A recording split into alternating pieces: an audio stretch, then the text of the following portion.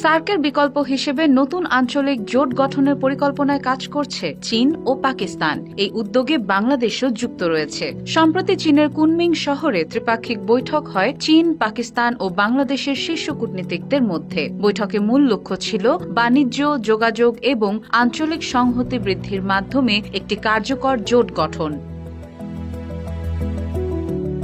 পাকিস্তানের এক কূটনৈতিক সূত্র জানিয়েছে, ইসলামাবাদ ও বেইজিং এর মধ্যে এ নিয়ে আলোচনা অনেক দূর এগিয়েছে। শ্রীলঙ্কা, মালদ্বীপ ও আফগানিস্তানও এই জোটে যুক্ত হতে পারে বলে ধারণা করা হচ্ছে। যদিও ভারতকে আমন্ত্রণ জানানো হতে পারে, তবে দিল্লির সাড়া দেওয়ার সম্ভাবনা কম।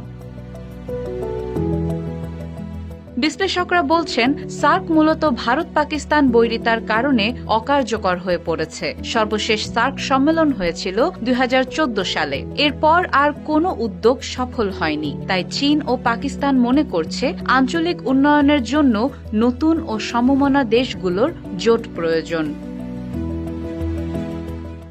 ডেস্ক রিপোর্ট, দৈনিক নেত্রকোনা।